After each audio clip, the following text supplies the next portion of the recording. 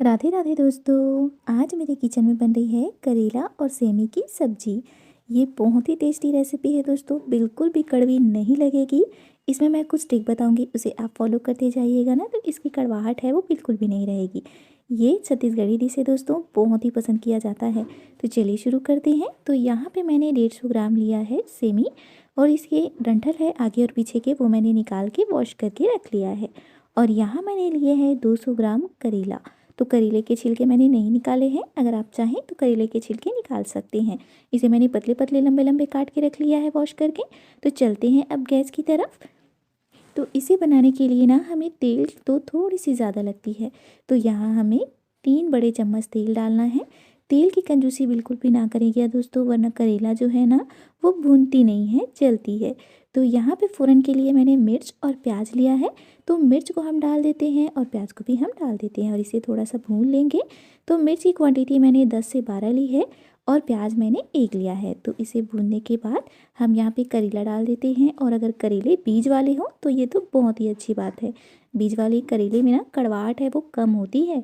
तो इसे हम भून लेंगे, एक बार चम्मच चलाते ना छोड़ देंगे। और मिर्च है वो आप कम भी कर सकते हैं दोस्तों, आपके स्वाद के अकॉर्डिंग। हरी मिर्च से इसका टेस्ट है वो बहुत ही अच्छा आता है। तो इसे हम एक बार चम्मच चला देंगे और आप देख सकते हैं कि बहुत ही अच्छे से यहाँ गोल्डन कलर आ गया है। तो इसी तरीके से सभी करेले को हम भून लेंगे। तो इस तरीके से करेले की भुनाई हम करेंगे ना तो कड़वा है वो बिल्कुल भी नहीं लगेगा। तो इसे हम साइड कर लेते हैं इस तरीके से। और सेमी है ना वो हम डाल देंगे एक साइड, और करेला डाल देंगे इसके ऊपर, ताकि नीचे जो करेला जब जाएगी ना तो ये ऑलरेडी भून चुकी है और नीचे जाके ये काली ना हो, इसलिए हमने ऐसा किया है। तो चलिए इसे भी हम थोड़ी देर के लिए छोड़ देते हैं स्लो फ्लेम पर। और बीच में तो चम्मच ज़रूर चलाएं, वरना क्या होगी कि नीचे है वो हमारी सब्जी है काली हो जाएगी, वरना जल जाएगी। तो ये लीजिए, सेमी को भी हमने 1 से 1.5 मिनट भून लिया है, बहुत ज़्यादा नहीं भूनना है। तो सूखे मसाले हम यहाँ डाल देते हैं। तो स्वाद अनुसार नमक डाल दीजिए यहाँ पे, और 1 चम्मच धनिया पाउडर डाला है, आधी छोटी चम्मच हल्दी पाउडर, और 1 चम्मच यहाँ पे मैंने लाल मिर्च पाउडर डाली है। मिर्च की क्वांटिटी है स्वाद के अनुसार आप कम ज़्यादा कर सकते हैं।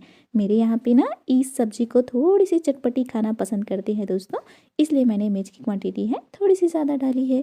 और मिला लेंगे हम मसालों को और इसे 1 से 1.5 मिनट के लिए भून लेंगे।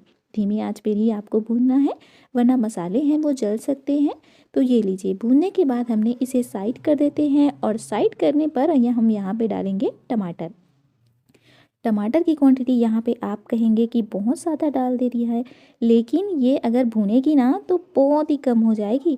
और करेले की सब्ज़ी में इस मौसम में टमाटर है वो थोड़ी सी ज़्यादा आपको डालनी ही दोस्तों, कड़वाहट भी इससे कम हो जाएगी और बहुत टेस्टी बनेगी। तो यहाँ पे आप देख सकते हैं कि टमाटर की क्वांटिटी है, सब्ज़ी की क्वांटिटी है ना वो थोड़ी सी कम हो गई है। और ये लीजिए, 15 मिनट इसे हमने फिर से भून लिया है। आप इसे टमाटर डालने के बाद ना हाई फ्लेम पर भी भून सकते हैं।